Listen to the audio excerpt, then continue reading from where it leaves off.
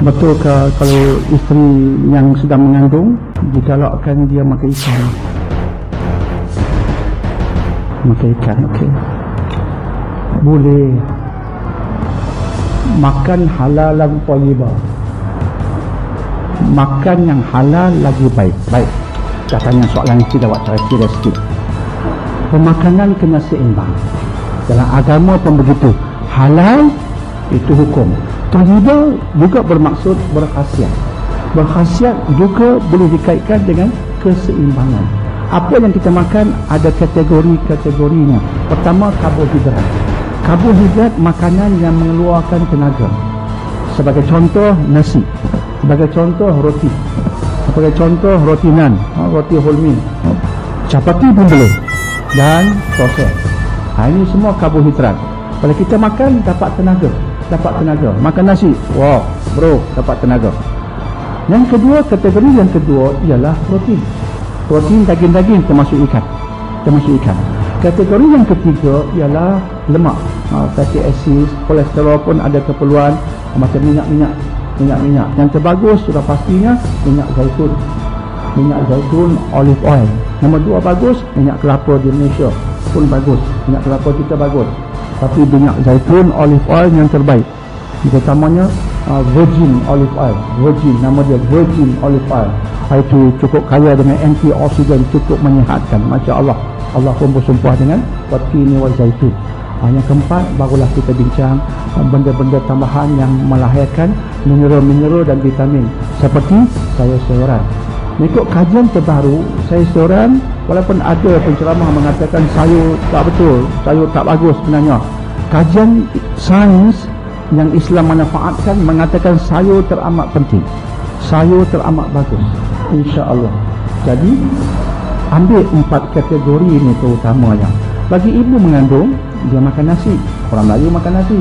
Doktor tak makan nasi, macam mati doktor makan nasi. Cuma kadang-kadang ibu mengandung tak selera makan nasi. Jangan bimbang, tak perlu nasi, pilih karbohidrat yang lain. Roti wholemeal, toast pun boleh, chapati, insya-Allah. Jadi itu untuk tenaga. Jika tidak, dia lemah. Yang kedua, protein. Memang ada kajian mengatakan ikan amat bagus untuk ibu mengandung. Kajian mengatakan ada perbezaan antara ibu yang suka ikan ketika mengandung dan ibu yang tak suka ikan ketika mengandung. Perbezaan di sudut kepintaran otak. Ibu yang suka ikan, anak dia otak lebih sempurna, dan ibu tak suka ikan. Saya sering berpesan pada ibu, makan ikan banyak no. Saya perlu pesan. Tapi ikan yang jangan digoreng. Kalau kita goreng sesuatu, maksudnya kita hancurkan khasiat sesuatu. Jangan biasakan pendekatan goreng. Goreng artinya menghancurkan khasiat. Ingat itu. Goreng apa-apa pun menghancurkan khasiat. Kata orang utara, makan peri ya.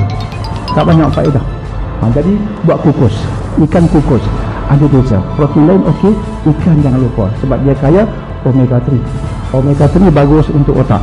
Masa biasa pun makan ikan banyak-banyak, insya-Allah ya. Itu untuk protein. Dan yang ketiganya sayur, terutama sayur hijau. Hijau kaya dengan zat besi.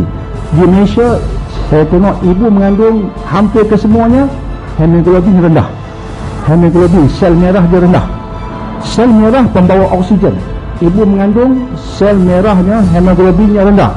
Badan kurang oksigen, letih sampai melahirkan anak. Jadi perlukan pada ikan yang membantu untuk meningkatkan hemoglobin dan sayur-sayur hijau. InsyaAllah itu membantu teramat sangat. Dan kalau boleh, jangan goreng sayur itu. Makan cara yang biasa, insyaAllah. Dan kemudian minyak. Amalkan begitu, insyaAllah. Di samping kita jaga makanan, jaga solat yang 5. Jangan pula 7 pun makan ikan, semayang dok. Semayang 5 dok, ikan 5 ekor habis dah. Jangan, saya kena peringatkan demikian. Sebab ada orang punya jaga bab makan minum ni, mengandung, dengan makan. Doktor, vitamin apa lagi bagus doktor? Mahal pun saya beli.